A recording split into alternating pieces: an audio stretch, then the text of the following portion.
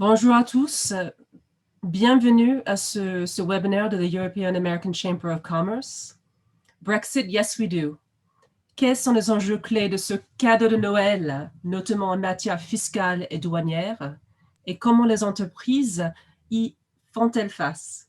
C'est l'objet du webinaire que nous réunissons aujourd'hui, organisé par la European American Chamber of Commerce, EACC. Natasha Lalonde, directrice de EACC Rhône-Alpes, et moi-même, Catherine Pruitt, directrice de l'ESCC Paris, avons le plaisir de vous accueillir. Avant de passer la parole à Natasha pour introduire nos intervenants, permettez-moi de faire un point rapide sur le fonctionnement de plateforme Zoom que nous utilisons aujourd'hui. Nous avons le bouton chat, converser.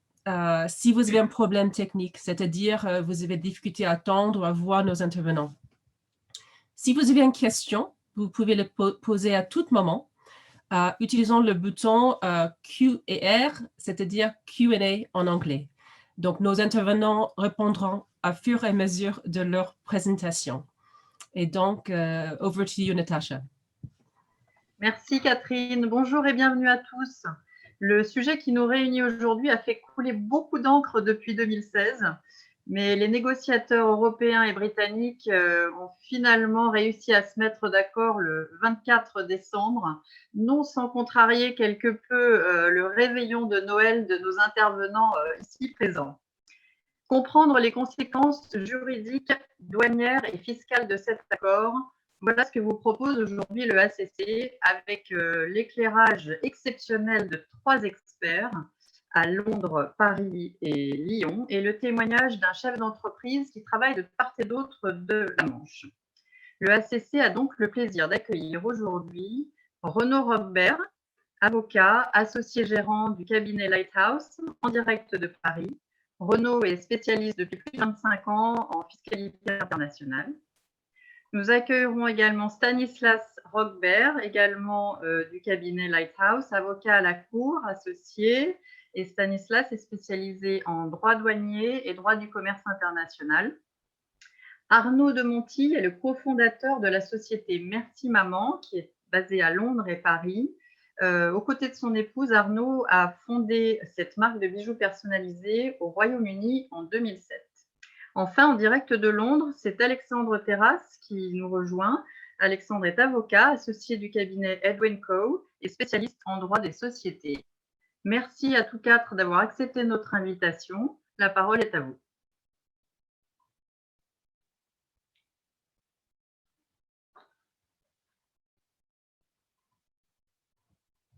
On ne vous entend pas.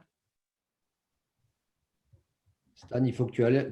Merci Natacha. Merci, effectivement, j'étais micro coupé, ce qui laissait à chacun le temps de vérifier mon agréable moustache qui est un pari perdu du Brexit, comme vous l'avez compris, puisqu'un accord a eu lieu au moment de Noël. Effectivement, Natacha l'a dit, ça nous a considérablement agrémenté nos vacances de quelques lectures des 1300 voire 2000 pages de l'accord. On va y revenir, on va tout vous expliquer en quelques minutes.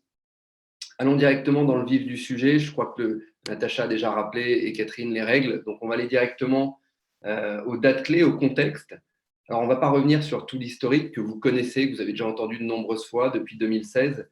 Donc, le Brexit, ça fait 5 ans que ça dure, mais en réalité, on a l'impression que tout le monde a attendu un petit peu le dernier moment pour s'y intéresser. Et en l'occurrence, le dernier moment, c'était il y a à peine un mois, un petit peu moins d'un mois, le 24 décembre 2020, accord commercial conclu entre l'UE et le UK, qui est entré en vigueur de manière provisoire dès le 1er janvier, soumis à ratification, on va en parler également après.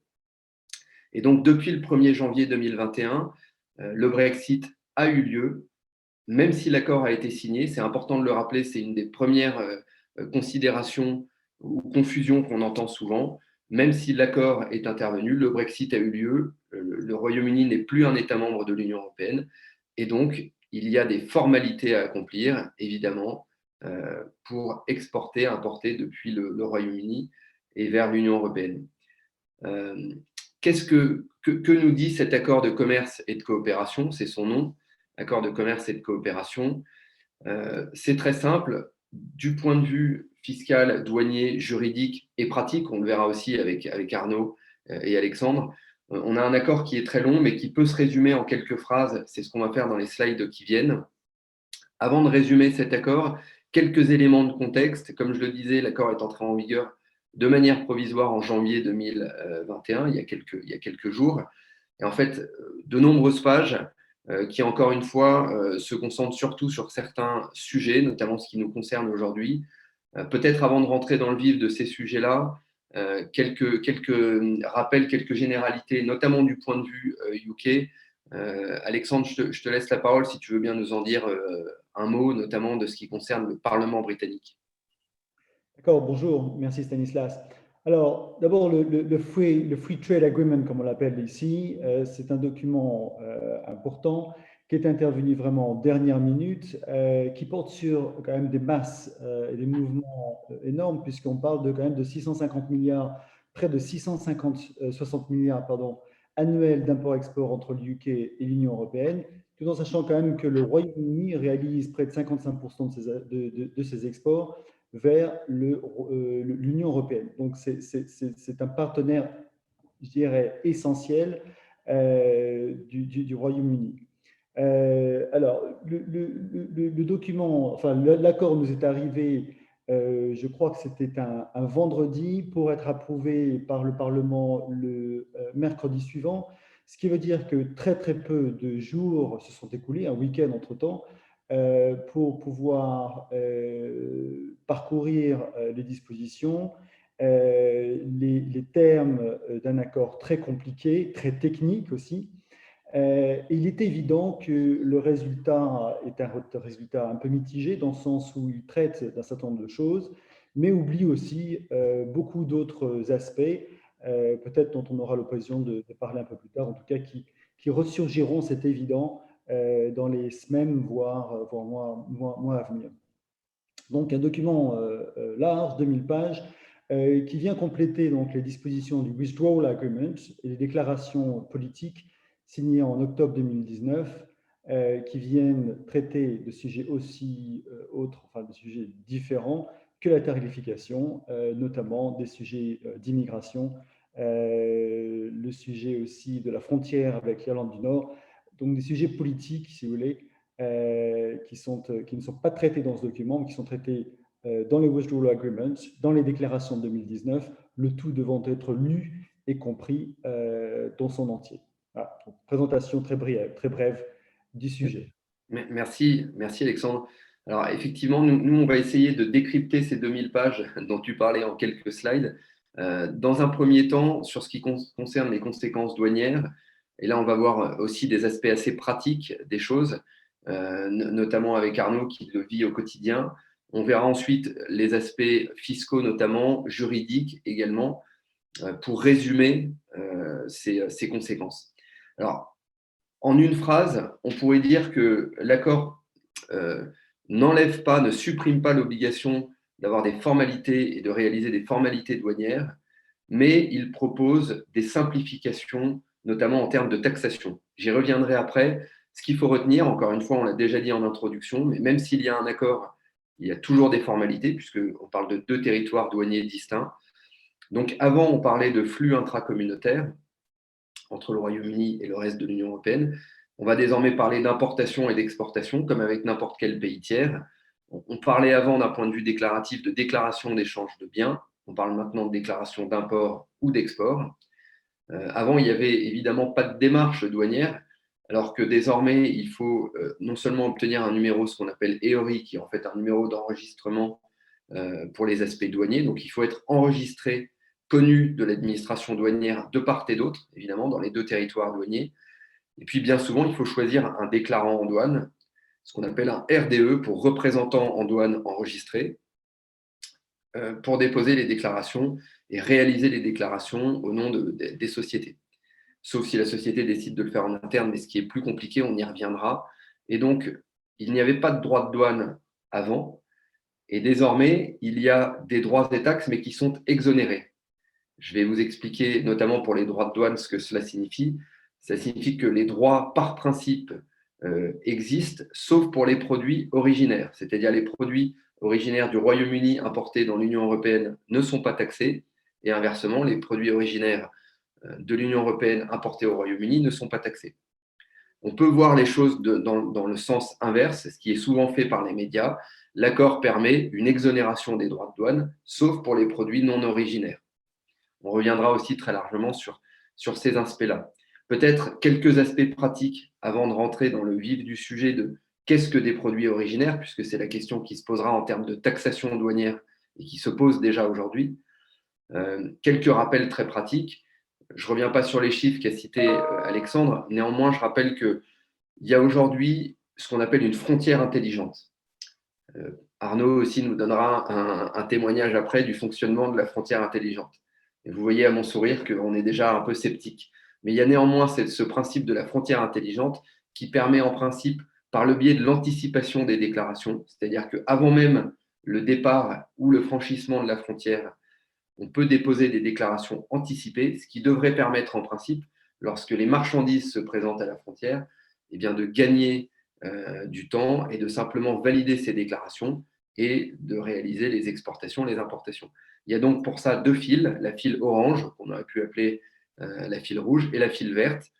La file verte, sans contrôle, les opérateurs connus, les opérateurs qui ont des statuts douaniers, j'y reviendrai aussi un petit peu après, la file orange pour les importations-exportations soumises à contrôle, notamment lorsque les opérateurs ne sont pas connus.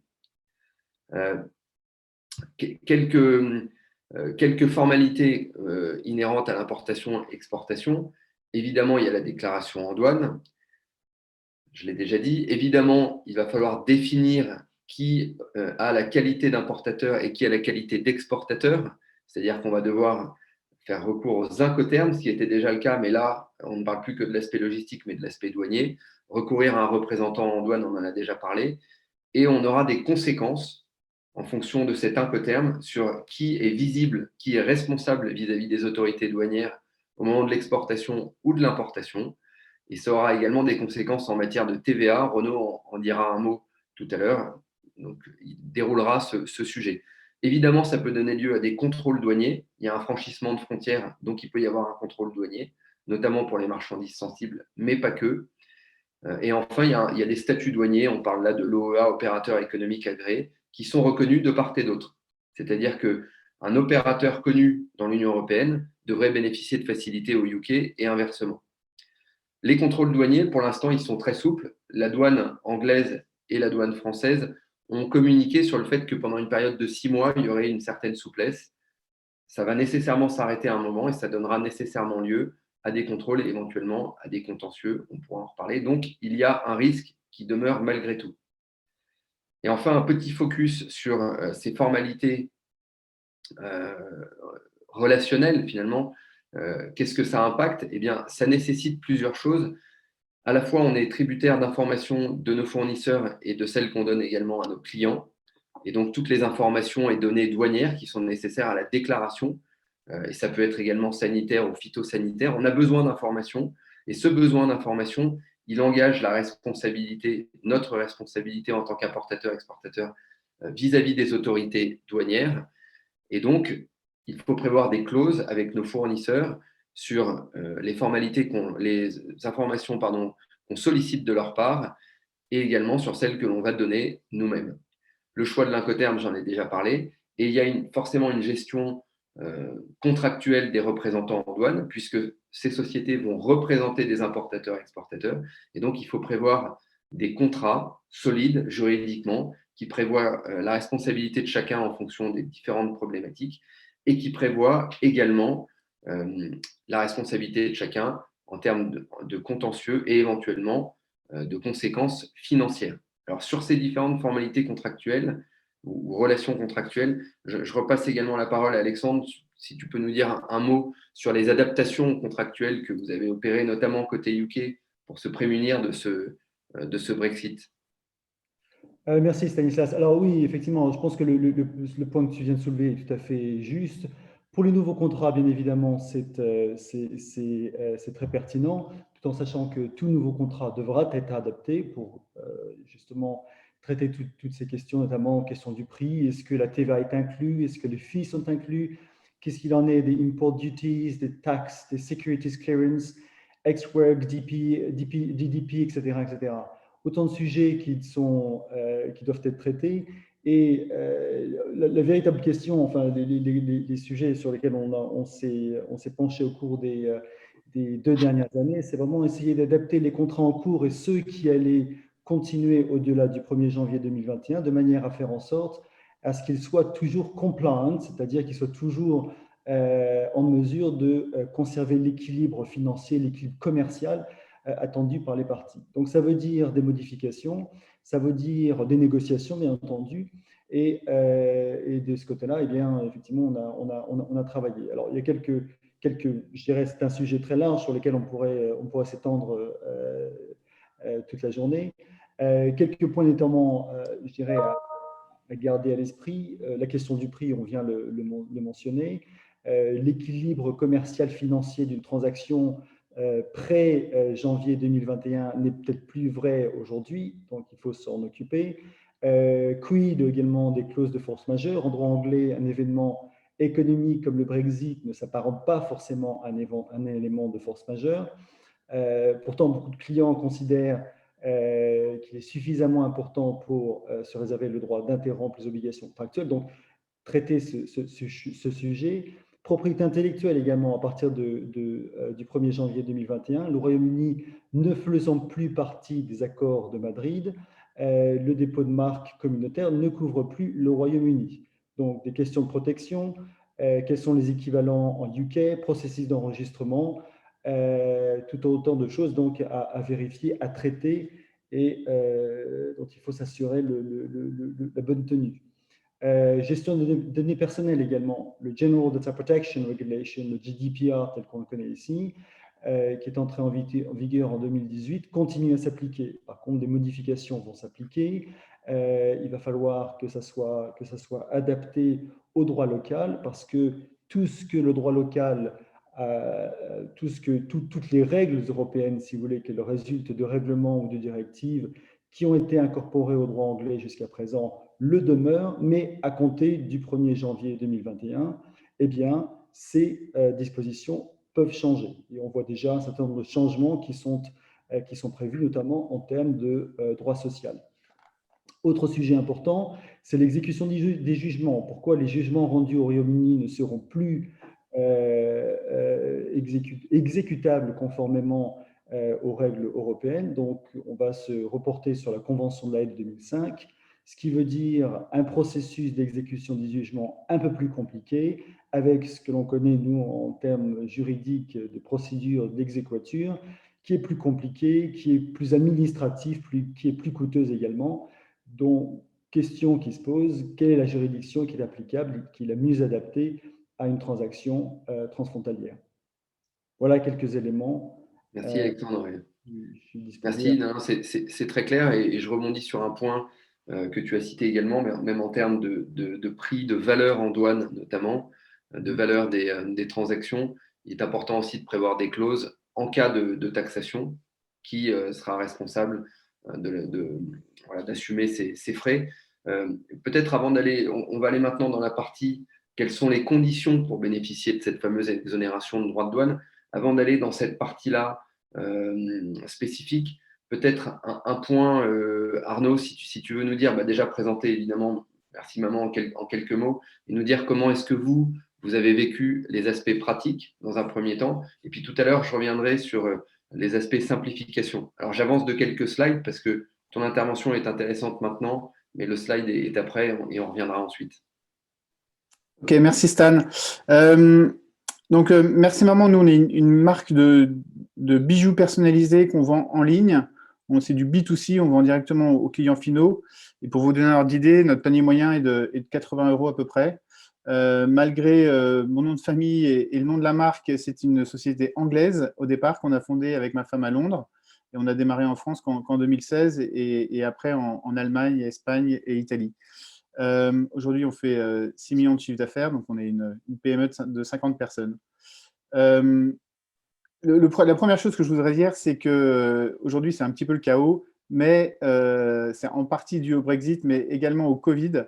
En Angleterre, c'est quand même bien plus compliqué que chez nous en France actuellement. Et c'est certain que cette situation n'aide pas la transition du pré-Brexit au post-Brexit, avec des écoles fermées, avec un confinement bien plus strict qu'on peut l'avoir chez nous. Et juste pour rebondir sur ce dont Stanislas parlait à propos du Smart Border, de la frontière intelligente, nous, on a eu, donc on expédie beaucoup depuis Londres vers l'Allemagne, l'Espagne et l'Italie notamment. Et en début d'année, on a eu énormément de soucis de clients. On utilise DHL principalement pour nos livraisons. On pensait que c'était un peu la Rolls-Royce de la livraison pour des particuliers. Et eux n'étaient pas prêts, nous, on n'était pas complètement prêts non plus. En termes de documentation, c'était pas carré. Et on a beaucoup de clients qui ont dû payer de la TVA à l'importation, qui ont dû payer des frais de DHL, qui ont dû payer des frais éventuellement d'autres intermédiaires, et à qui on demandait 50 € pour recevoir leur colis, alors que, comme je le disais, notre panier moyen, c'est 80 €. Donc, on a eu pas mal de soucis là-dessus. Et c'est certain que aujourd'hui, personne n'est vraiment prêt à la situation à laquelle on doit faire face. Merci, ouais, merci Arnaud. Et tu nous disais aussi que ça posait des problèmes, y compris en termes de paiement, notamment, oui, on se retrouve avec des virements, des paiements hors Union européenne, mais peut-être on y reviendra après. Et je souligne, tu ne l'as pas mentionné, mais on voit une photo de toi avec la reine. Tu as rencontré la reine, évidemment. Ça, c'est juste pour la petite histoire. Ouais, je sais que tu avais envie que je mette cette photo. Donc, on revient un petit peu en arrière. On reviendra après sur les aspects simplification que vous pouvez vivre, vous autres opérateurs, et notamment par le biais de ton témoignage, Arnaud. Donc, on a dit, c'était le début de la phrase, des formalités qui subsistent. Des formalités qui subsistent. On a parlé de la manière de réaliser ces formalités. On a également, pour ces formalités, un traitement préférentiel. Qu'est-ce qu'un traitement préférentiel? Je l'ai dit, c'est l'exonération des droits de douane. Il y a un article très simple qui prévoit même l'interdiction des droits de douane pour les produits qui sont originaires. Je reviendrai encore une fois après sur cette notion de produits originaires. Donc, cette exonération, elle couvre l'ensemble des produits, mais encore une fois, elle ne supprime pas le risque de contrôle, puisqu'il peut y avoir des contrôles sur les aspects déclaratifs, réglementaires, normatifs, etc. Alors, quelles sont les conditions pour bénéficier de cette exonération de droits de douane qui ne couvre pas la TVA? Renaud en dira un mot après. Eh bien, les conditions, elles sont très simples. On parle de règles d'origine. Alors, vous avez vu, pour vous simplifier le travail, on a remis annexe 2, partie 2, titre 1, chapitre 2, page 415 à 485. C'est très précis. On était aux pages 415 le 24 décembre aux alentours de minuit. On a quand même réussi à en faire un résumé. Donc, ça veut dire que soit le produit est entièrement obtenu, entièrement fabriqué au Royaume-Uni ou dans l'Union européenne, auquel cas l'origine ne pose pas de questions, soit le produit est suffisamment transformé. Et le terme suffisamment transformé, il est explicité de manière très claire pour chaque produit, et donc pour chaque code douanier, par code douanier, chaque produit ayant un code douanier. Par code douanier, on aura une règle d'origine qui permet de déterminer si le produit est d'origine UE ou si le produit est d'origine UK, en vue de l'importation et de l'exonération. Et il y a 3 critères principaux qu'on a résumés ici, mais qui sont repris encore une fois à chaque fois par code douanier. Ces 3 critères principaux, le changement de position tarifaire, c'est-à-dire on change de code douanier. Autrement dit, on a plusieurs matières premières qui ont un code douanier et le produit fini a un code douanier différent. Qui dit nouveau produit, nouveau code douanier et donc nouvelle origine.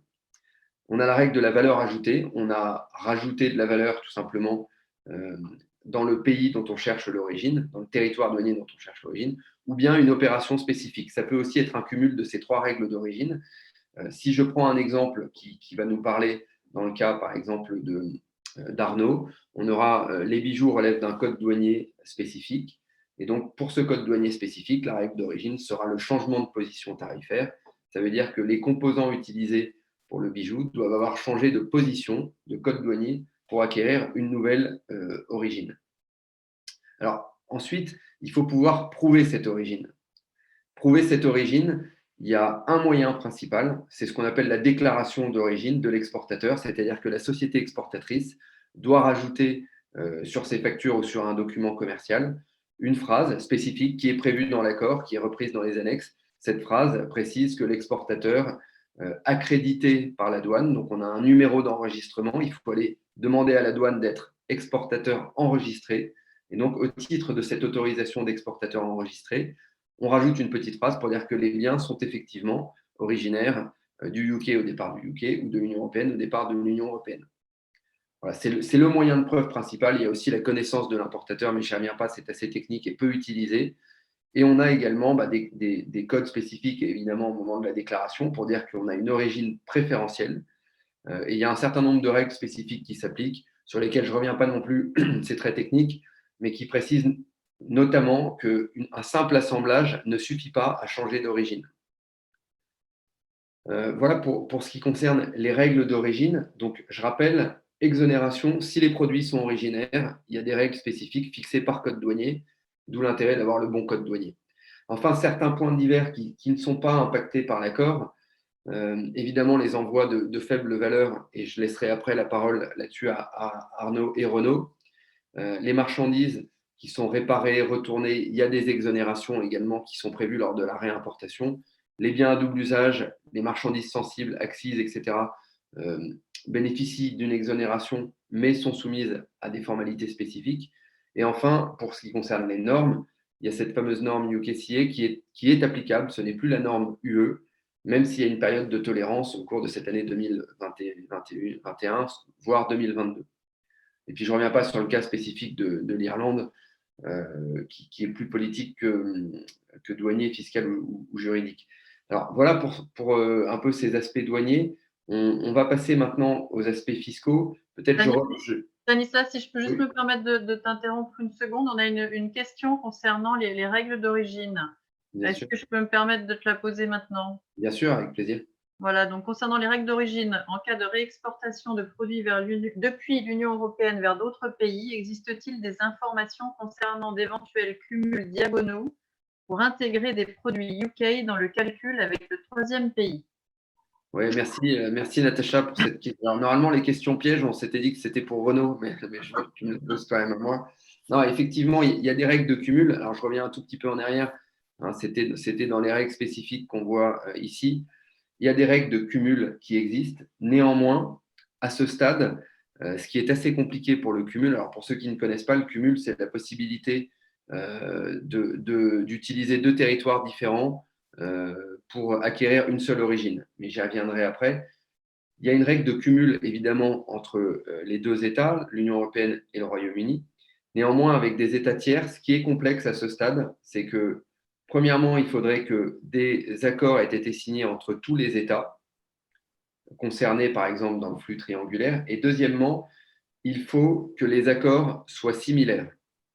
Donc, dans l'exemple, si je prends par exemple la Suisse, qui est un exemple qui revient souvent dans le cas des triangulaires, donc Suisse, Royaume-Uni, UK, ou dans le sens que l'on souhaite, le cumul pourrait être applicable si les accords UE, UK, UE, Suisse, Suisse, UK sont ou prévoient des règles d'origine similaires. Donc, ça veut dire que pour l'application du cumul, premièrement, il faut aller vérifier que les règles d'origine sont similaires, ce qui prend quand même un petit peu de temps. Et deuxièmement, il faut avoir des éléments de preuve, on parle de déclaration long terme d'origine, qui démontrent qu'à chaque étape, les composants et l'origine des composants a été certifiée et vérifiée. Je ne sais pas qui a posé la question, mais nécessairement, ça doit être quelqu'un qui connaît bien les aspects douaniers. Ce que je lui propose, parce qu'on travaille beaucoup sur cette question d'origine et de cumul en ce moment, il faut qu'on en discute en aparté, notamment de quel pays on parle, de quel type d'accord et de quel type de règles d'origine. Mais voilà pour les grandes lignes de cette réponse. Si je puis me permettre d'ajouter simplement un petit point pratique sur le sujet, ce cumul des règles d'origine est d'ailleurs un problème qui vient d'émerger chez Marks & Spencer, donc M&S, qu'on connaît bien, parce que près de 2000 de leurs produits sont affectés par cette question, en fait. Oui. L'un des produits phares, ce sont des bonbons qui s'appellent des Percy PX. qui sont fabriqués en Belgique, qui sont ensuite importés en Irlande et ensuite réexportés, pardon, au Royaume-Uni, ensuite réexportés en Irlande, en République tchèque, en France, etc., etc. Et aujourd'hui, il se pose justement la question de savoir comment traiter ces complications parce que les règles sont compliquées, mais également les coûts potentiels pour éviter l'imposition sont prohibitifs. Oui, bien sûr, effectivement, c'est devenu, alors je fais une petite aparté, mais c'est le point clé. Le Brexit nous a beaucoup occupé et nous occupe encore beaucoup. Et clairement, le point que tout le monde cherche à vérifier, c'est est-ce que mes produits sont originaires au sens de l'accord? Donc, on regarde par code douanier les règles qui vont bien, dans les pages 415 à 485, je le rappelle. Et ensuite, ça, c'est la partie un peu simple. Mais ensuite, il faut vérifier si effectivement, en fonction des composants, des différents composants utilisés, des pays concernés, et éventuellement, dans le cadre de triangulaire avec d'autres pays tiers, les règles de cumul. Et je disais tout à l'heure des règles très spécifiques, mais j'en dis un autre mot sur une autre règle qui pose problème, la règle du transport direct, de la non-manipulation. J'ai par exemple un produit qui est exporté vers le Royaume-Uni, mais avec un passage, par exemple, par la Suisse, pourquoi pas, ou par un autre État tiers. En principe, le transport doit être direct du Royaume-Uni vers l'Union européenne et inversement. Donc, il y a tout un tas de règles et d'exceptions qui s'appliquent. Il n'y a pas non plus de ce qu'on appelle de clause de non-ristourne. Enfin, il y a tout un tas de spécificités et ça rejoint un peu ce que disait Alexandre en introduction. En fait, cet accord est très bien ficelé dans les grandes lignes, c'est-à-dire il existe des formalités, mais on peut obtenir une suspension, une exonération des droits de douane et tout cela est assez bien prévu en termes de règles. Néanmoins, chaque question qui se pose aujourd'hui est un cas spécifique. Et par définition, résoudre des cas spécifiques va prendre beaucoup de temps, tant sur les règles d'origine, mais on le verra aussi que sur les règles TVA liées à l'importation, etc., etc. Donc clairement, on a le sentiment quand même d'un accord conclu très rapidement, mais qui ne rentre pas dans les détails. Alors, j'allais dire avant de repasser sur les aspects fiscaux et notamment les aspects TVA qui sont très impactés par ce Brexit et par cet accord. Je reviens vers toi, Arnaud, sur les aspects pratiques.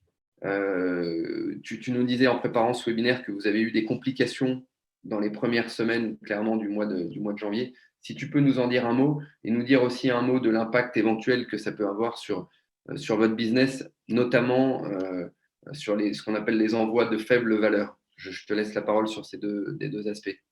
Oui, bien sûr, merci Stan. Très, très sincèrement, nous, on n'est pas du tout des spécialistes de la douane et puis on fait du B2C sur des produits avec ce que je disais, un panier moyen de 80 €, donc qui sont considérés comme faible valeur.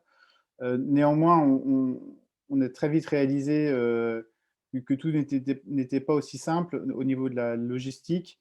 On a parlé aussi avec un certain nombre de nos confrères anglais qui envisagent de s'installer en Europe, en Union européenne, pardon, pour essayer de simplifier leur process, leur logistique et puis mieux servir leurs clients, parce que c'est bien sûr ça ce que tout le monde recherche. Je vais juste rebondir sur autre chose. Il y a le côté Irlande dont on a parlé rapidement, qui est quand même assez emblématique parce que les marchés UK et Irlande, et là je veux dire République d'Irlande, sont très très similaires et historiquement, les business UK et Irlande étaient fréquemment gérés ensemble. Nous, on a aujourd'hui la situation où on a décidé de rapatrier toute la production de l'Union européenne vers Paris, mais avec notre marketing qui est toujours basé à Londres, parce que c'est des marchés qu'ils connaissent et puis c'est l'anglais. Donc, on se retrouve avec une situation un peu bizarre où le marketing est fait par Londres et la production, le service client est fait par Paris. On va voir comment ça se passe.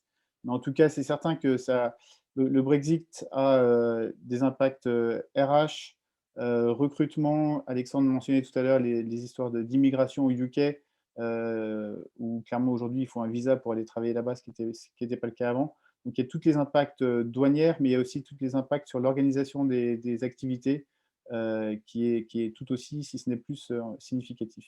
Donc nous, on a décidé historiquement, toute notre production pour Allemagne, Espagne, Italie était à Londres. On a décidé de le rapatrier à Paris pour ne plus avoir, enfin, ou pour diminuer en tout cas le nombre de soucis douaniers et de formalités à remplir.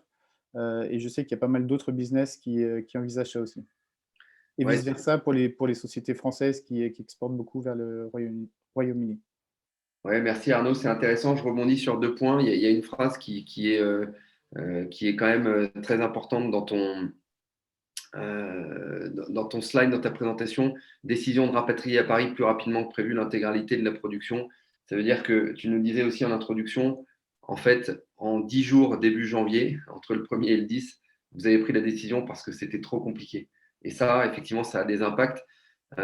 Et tu confirmes que vous n'êtes pas les seuls à avoir réagi comme ça, si je comprends Oui, bien. tout à fait. Ouais. Et puis, on avait prévu de faire ça de manière graduelle en allant pays par pays, en démarrant par l'Espagne, qui est un petit marché pour nous, puis l'Italie, puis l'Allemagne, qui est un gros morceau. Et puis, c'était un tel chaos et surtout une telle… nous, on a vraiment la satisfaction du client au cœur de notre business et on voyait qu'on n'arrivait pas à obtenir cela post-Brexit. Donc, on a décidé de tout rapatrier de manière très rapide et un peu chaotique la deuxième semaine de janvier. Ouais, merci. Alors, du coup, deuxième point sur lequel je voulais rebondir, tu nous as adressé, Arnaud, plusieurs informations que tu recevais côté UK, HMRC ou même par les professionnels. Et dans ces informations, il y avait un chiffre intéressant. On considère qu'à peu près 20 à 30% des sociétés aujourd'hui qui font de l'import-export, soit ne font pas de formalités, soit les font mal. C'est-à-dire que globalement, il y a un bon tiers des sociétés qui n'étaient pas préparées ou qui n'ont même pas forcément compris qu'il y avait désormais des formalités. Donc, ça va nécessiter vraiment obligatoirement des contrôles un peu complexes. Et par ailleurs, un autre chiffre qui était intéressant, effectivement, les volumes étaient identiques dans les premiers jours. Alors, il y a eu un petit ralentissement la première semaine. Ensuite, les volumes et les flux étaient identiques et se sont nettement calmés depuis. Alors, il y a l'effet Covid, comme tu le mentionnais, mais il y a aussi l'effet de personnes qui ont pris des décisions de gestion, comme c'est votre cas, de manière assez rapide. Et tu évoquais un autre point qui va permettre de donner la parole à Renaud notamment. Tu évoquais le cas des conséquences en termes de TVA, en termes de propriété. Renaud, je vais te laisser la main sur les conséquences fiscales. Natacha, tu me disais qu'il y avait des questions également sur ces aspects-là. Est-ce qu'on les fait au fil de l'eau, si tu veux bien les relayer? Oui, tout à fait. Alors, on a eu plusieurs questions.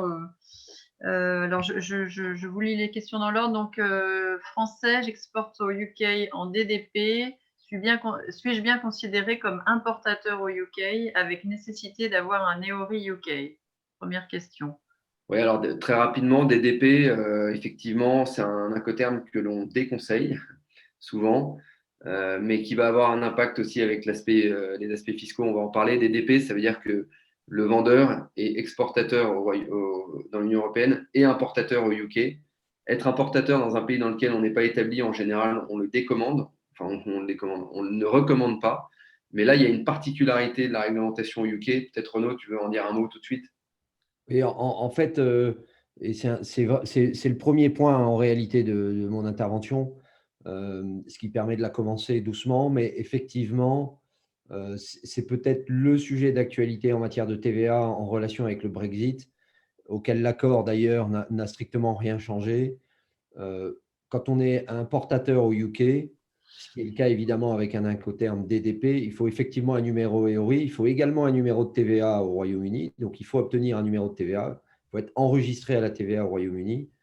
Et la loi anglaise prévoit que seul le propriétaire des marchandises peut récupérer la TVA payée à l'importation. Ça veut donc dire concrètement qu'un exportateur européen qui importe au Royaume-Uni ne pourra récupérer la TVA payée à l'importation, ce qu'il est en obligation de faire compte tenu de l'incoterm DDP, que s'il est encore propriétaire des marchandises à ce moment-là.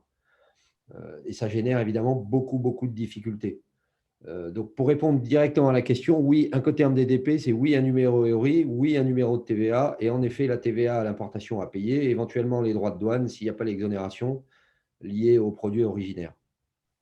Voilà pour cette question. Peut-être Stan, juste le slide d'avant pour une brève introduction sur les problématiques TVA. Juste Renaud, pardon, je te coupe. Je vois qu'il y avait deux autres questions auxquelles peut-être on répondra en aparté. Il y a une question spécifique sur des flux aller-retour pour une prestation de service de flux de biens UK qui viennent en France pour une prestation de service qui repartent. La question étant, est-ce que je peux bénéficier de l'exonération au moment où les biens arrivent dans l'Union européenne? Ça dépend de l'origine des biens qui arrivent. On pourra en reparler en aparté. Et il y a une autre question de Marie-Pierre concernant la juridiction dans les contrats que je rebasculerai chez Alexandre. Également pour… enfin, je la pose, mais également peut-être qu'il nécessitera une discussion en aparté. La question étant, s'agissant du choix de la juridiction dans nos contrats avec des clients basés au UK, quelle autre juridiction pourrait être plus facilement acceptable? D'expérience, nous constatons que nos clients au UK ne sont pas très flexibles. Alexandre, est-ce que tu veux nous dire un mot de cette question-là? En fait, ça découle d'une négociation, d'une discussion entre les parties. C'est vrai que si le client est UK, a priori, il va exiger que le droit applicable soit le droit de sa juridiction. Maintenant, encore une fois, c'est vraiment une question de négociation. Il n'y a pas de réponse correcte ou incorrecte au sujet. Mais je serais tout à fait heureux de discuter avec Anne-Marie, c'est bien ça? Marie-Pierre, tout à fait. Marie-Pierre, pardon, de ce sujet en aparté, il n'y a aucun problème, bien entendu. Merci Alexandre. Mais du coup, Renaud, je te relaisse la main. Donc, on est bien évidemment dans la partie les conséquences fiscales, fiscalité et formalité. Oui, merci Stan. Donc, en effet, si vous voulez, je voulais vous faire une présentation alors qui est nécessairement rapide sur les points d'attention urgents et les sujets de plus long terme. Les uns et les autres, d'ailleurs, se mêlant. Et les points d'attention urgents, en fait, ce sont les sujets techniques sur le plan fiscal qui sont remontés par nos clients, qui nous sont remontés également par les différentes administrations fiscales en Angleterre et ici en France avec qui on est en contact en permanence. Pour nos clients ou à travers des commissions auxquelles on appartient. Il y a beaucoup de sujets en matière fiscale. Et dans la matière fiscale, l'essentiel des sujets sont concentrés sur la problématique TVA. Il y a assez peu de sujets pour le moment, si vous voulez, en matière d'impôt société. L'accord ne changeant strictement rien en fait à la matière impôt société. Pas grand-chose en matière de TVA. Donc, en matière fiscale directe, fiscalité directe, donc impôt société, le Brexit a pu être anticipé et il n'y a pas réellement de point d'intention à l'heure actuelle. Et on a fait une petite liste, vous verrez, il y a des sujets d'intention, mais pas urgents. Dans la partie des sujets urgents, évidemment, la TVA due à l'importation, c'est un point fondamental. Beaucoup de sociétés ont pensé que l'exonération de droits de douane pour les produits, encore une fois, originaires, incluait ou emportait exonération de la TVA à l'importation, soit au Royaume-Uni, soit ici en Europe, selon le sens des flux. Ça n'est pas la réalité, c'est faux. La TVA est due à l'importation, quel que soit le sens du flux, importation en Europe ou importation dans l'Union européenne. Évidemment, sauf exonération légale habituelle sur des produits qui étaient déjà exonérés avant et qui le restent, mais le deal ne prévoit pas d'exonération de la TVA à l'importation. Elle est due, elle doit être payée. On verra dans 2 minutes comment est-ce qu'elle est payée. Mais ça, c'est un point fondamental, gardez-le en tête. Avec les taux habituels, évidemment, qui s'appliquent aux produits et qui sont visés par l'importation. Le deuxième sujet d'actualité très important, on l'a évoqué avec une des questions il y a quelques minutes, la notion d'importateur au Royaume-Uni qu'on a posée sous forme de question ici, propriétaire. En réalité, ce n'est pas une question, hein, c'est une certitude dans la loi anglaise. L'importateur ne peut récupérer la TVA payée à l'importation au Royaume-Uni que si il est propriétaire au plan juridique des marchandises. C'est un point qui est fondamental. Je prends un exemple très rapide. Une société française qui loue des équipements à des clients anglais, par définition, le client anglais ne sera pas propriétaire de la marchandise, il sera locataire. La conséquence immédiate de cette affaire-là, c'est que le locataire anglais ne peut pas récupérer la TVA à l'importation si toutefois il a été importateur. Et ça devient donc un coût inhérent à l'opération trop important, et ce qui oblige corollairement le vendeur français, dans notre exemple de location, à être importateur au Royaume-Uni, puisqu'il est propriétaire de la marchandise au moment de l'importation, donc à avoir un numéro EORI et avoir un numéro de TVA au Royaume-Uni, et évidemment déposer des déclarations de TVA, en plus des déclarations et des formalités douanières. Donc c'est vraiment un sujet qui est très très important et qui relate évidemment aux conditions juridiques des relations et des contrats que les exportateurs français peuvent avoir avec leurs clients anglais. C'est un point qui est fondamental, la notion de transfert de propriété qui a toujours eu un impact en matière de TVA, si vous voulez, mais dans les relations intracommunautaires était beaucoup plus simple à gérer. Et l'Incoterm, en fait, permettait de gérer cette affaire-là. Ça n'est plus le cas. Donc, faites très attention à ce sujet-là. J'imagine d'ailleurs, Alexandre, en quelques secondes, que c'est un sujet sur lequel vous avez évidemment beaucoup parlé ces derniers temps, mais que vous allez voir venir si ce n'est pas encore le cas, puisque c'est devenu un sujet clé pour les exportateurs européens. Oui, tout à fait, tu as tout à fait raison, Renaud. C'est jusqu'à présent un sujet un petit peu théorique, mais qui maintenant devient pratique. Et donc, on va voir un petit peu quelles sont les conséquences des bons et mauvais choix. Exactement. Alors, évidemment, donc TVA est due à l'importation. L'importateur ne peut récupérer la TVA que s'il est propriétaire. Plus généralement, comment est-ce que la TVA, c'est le troisième point, est payée au Royaume-Uni? Le pays n'avait jusqu'à présent pas de système d'autoliquidation à la TVA à l'importation généralisé. Il y avait un système de report de paiement de la TVA, mais qui n'était pas l'autoliquidation. L'autoliquidation devient donc générale au Royaume-Uni. L'ensemble des importateurs devraient normalement pouvoir en bénéficier. On attend évidemment les textes d'application de cette mesure, mais ça a été confirmé par les écrits de l'administration anglaise. Et donc, la TVA peut être auto-liquidée au Royaume-Uni, ce qui veut dire évidemment qu'elle n'est pas payée avant d'être récupérée à un stade ultérieur. Il n'y a pas d'effet de trésorerie en quelque sorte. Et normalement, ça devrait être généralisé à tous les importateurs au Royaume-Uni. L'autre question qui arrive immédiatement après, et j'accélère un peu parce que le temps passe, c'est la problématique de la représentation fiscale. On a dit tout à l'heure que beaucoup d'exportateurs européens pourraient se trouver dans une obligation d'avoir un numéro de TVA en Angleterre. Et pour avoir un numéro de TVA, évidemment, il faut s'enregistrer auprès des autorités anglaises. Le dit enregistrement, d'ailleurs, se faisant, je le dis avec le sourire et un peu de cynisme, mais se faisant en Écosse.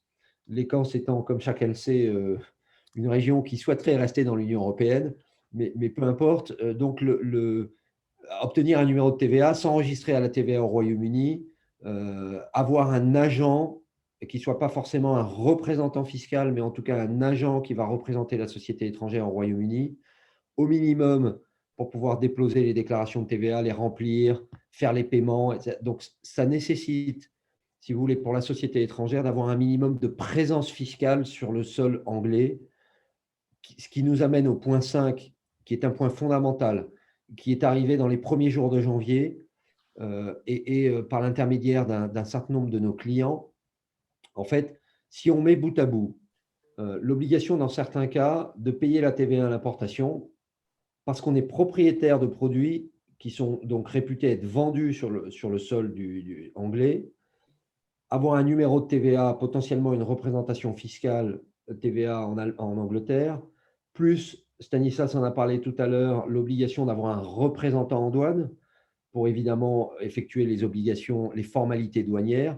Vous mettez tous ces éléments ensemble et vous vous rapprochez de la problématique de l'établissement stable, qui est évidemment un vaste sujet sur lequel on pourrait passer beaucoup de temps, mais qui pourrait obliger certaines sociétés françaises finalement à payer de l'impôt société au Royaume-Uni, voire au minimum à facturer de la TVA anglaise à leurs clients anglais lorsqu'ils ont été importateurs et sont donc propriétaires des produits au moment de la vente. Pourquoi est-ce que c'est un point d'actualité qui nous paraissait un petit peu loufoque, hein, pour être honnête avec vous, il y a quelques semaines. En fait, on l'a entendu nous-mêmes d'un centre des impôts en Angleterre qui a attiré l'attention d'un de nos clients sur ce sujet-là. Et les nouvelles guidelines, donc les directives, si vous voulez, publiées par les autorités anglaises, en matière de TVA en particulier, font de plus en plus référence à cette problématique d'établissement stable. Donc, c'est difficile d'en dire beaucoup plus. là maintenant sur ce sujet, mais faites très attention à ça. Encore une fois, l'enchaînement TVA due à l'importation, dans certains cas, pas toujours, hein, quand on est en vente DDP ou quand on fait des ventes en B2C ou dans un certain nombre de circonstances où donc on paye la TVA à l'importation au Royaume-Uni, on est propriétaire des biens au Royaume-Uni, on fait une vente subséquente à nos clients qui potentiellement est soumise à TVA anglaise et qui oblige à facturer la TVA anglaise, ça nécessite tout ça d'avoir un minimum de présence fiscale au Royaume-Uni. Ça peut générer une problématique d'établissement stable. Je ne sais pas, Alexandre, si vous l'avez déjà vu en pratique, si c'est revenu vers vous, mais clairement, nos clients et nos Français et les remontées qu'on a vont dans ce sens. Oui, Renaud, c'est un point extrêmement pertinent, d'autant plus que le concept lui-même de l'établissement stable, ce qu'on appelle le permanent establishment en anglais, en droit anglais, pardon, a fait l'objet quand même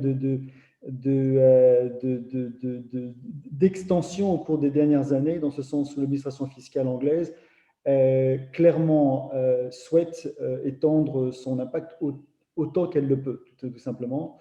Et je pense que ça va être très intéressant de voir si ces nouvelles règles vont permettre la continuité de cette extension ou de cette interprétation du concept d'établissement stable. Mais je pense que c'est un sujet intéressant de savoir que le sujet se pose déjà, mais je pense qu'il va faire couler beaucoup d'encre, beaucoup de jurisprudence dans les prochains mois à venir. Ça, c'est à mon avis évident. Ouais, merci Alexandre. Et Catherine, merci Catherine nous rappelle sympathiquement en aparté qu'il nous reste que 8 minutes. On va accélérer, on va passer sur les sujets de long terme. Renaud, si je peux me permettre, on a quand même une petite question. Le recours à un agent est-il obligatoire et qui des sociétés UK pour leur immatriculation, quid, je pense, des sociétés UK pour leur immatriculation en France, un représentant fiscal est-il nécessaire? Alors, en France, non, il n'y a pas de représentation fiscale obligatoire. Les sociétés UK n'ont pas besoin de passer par une représentation fiscale.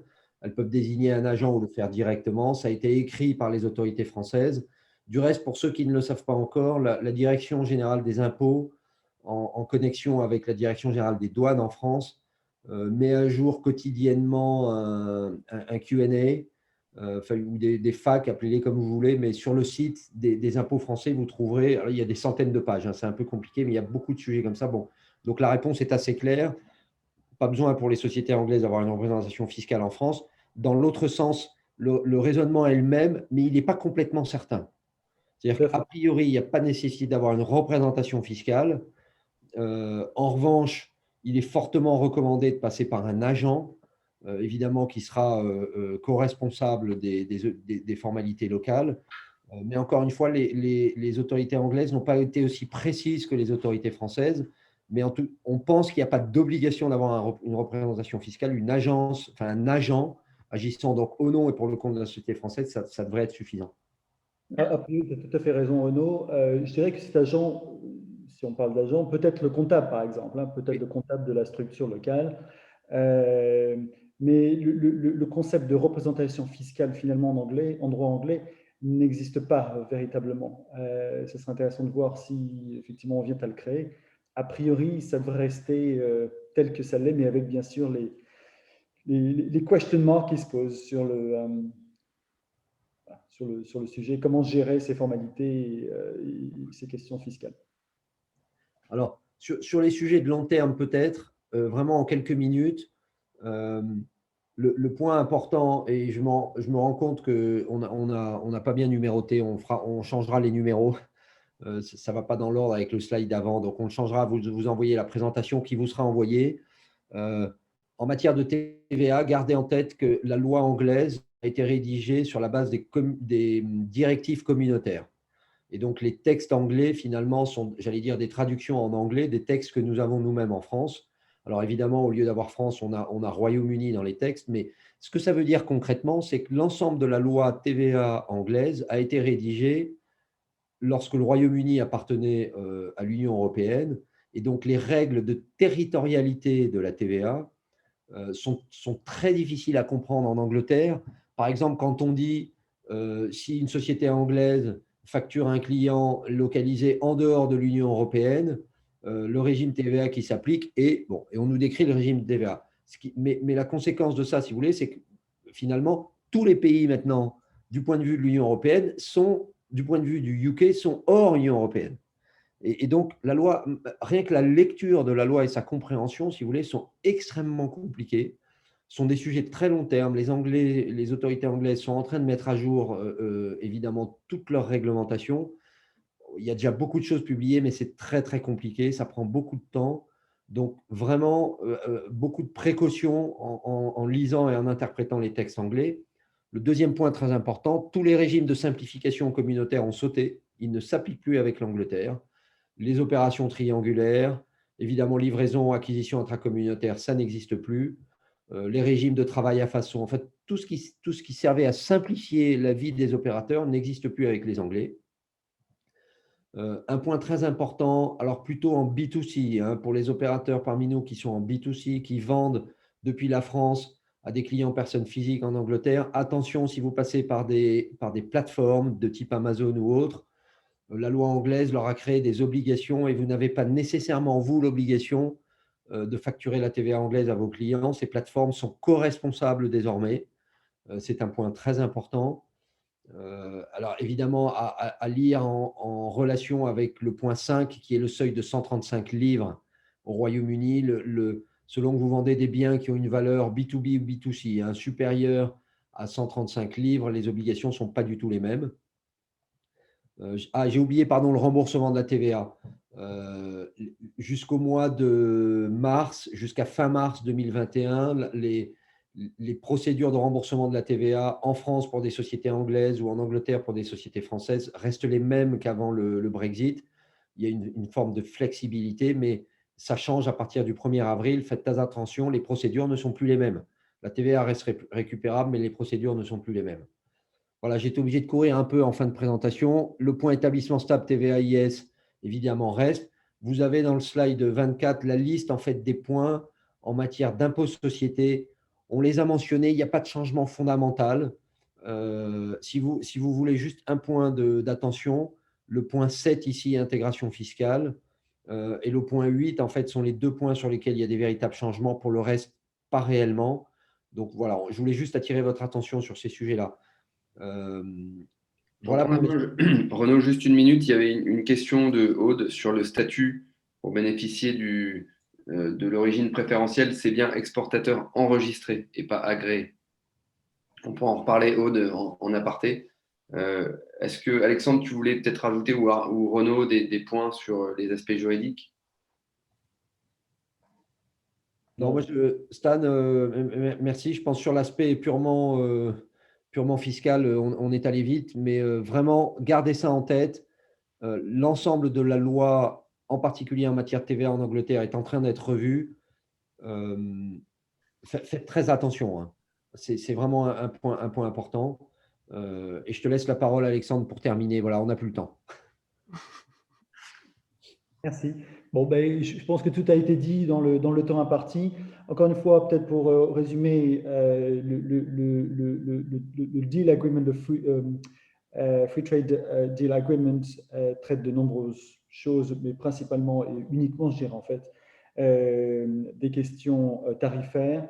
Reste des questions sur l'immigration, les services, les capitaux, et bien évidemment, c'est un travail, c'est ce qu'on dit, comme on dit en anglais, un work in progress. Donc, je pense que les mois à venir vont être très intéressants à suivre, bien entendu, avec des modifications, des ajustements. Et donc, restez avertis. Ouais, merci, Alexandre. Je conclue juste sur un point, une remarque qui a été faite par Valérie là, dans le fil de la conversation. Certains transporteurs refusent maintenant les flux vers le UK. C'est vrai qu'en ce moment, c'est très compliqué. Donc, on y reviendra. Ça ne peut que s'améliorer. Et puis, pour terminer sur une image plus importante, évidemment, même s'il y a le Brexit, il reste toujours la reine qui est toujours là pour de nombreuses années. Natacha, Catherine, est-ce que vous voulez en dire merci, un grand merci à vous tous. On va conclure pour rester dans le temps imparti. Donc, un grand merci à nos intervenants pour cet échange riche et dynamique. Et je passe la parole à ma collègue, Natacha. Bien, à mon tour de vous remercier. C'était vraiment très intéressant. C'est vrai qu'on aurait voulu le garder plus longtemps, mais en tout cas, Je le dis aux participants, n'hésitez pas à contacter Catherine et moi si vous souhaitez qu'on vous mette en relation avec les intervenants aujourd'hui. Je me permets également une petite page de publicité pour vous signaler que le HCC Auvergne-Rhône-Alpes organise le 4 février une table ronde sur la politique économique de Joe Biden, en tout cas ce qui se dessine, puisque c'est encore tôt pour en parler, mais et surtout sur les opportunités d'investissement dans ce contexte, parce que oui, les États-Unis, même avec le Covid, restent une très belle terre d'opportunités. Donc, si vous souhaitez en savoir plus, si vous souhaitez participer, n'hésitez pas à contacter Catherine ou moi. Nous serons ravis de vous envoyer une invitation. Il nous reste à vous dire un grand merci pour votre participation, un grand merci à nos intervenants. Portez-vous bien et à très bientôt. Merci. Au revoir. Au revoir. Au revoir. Au revoir, merci.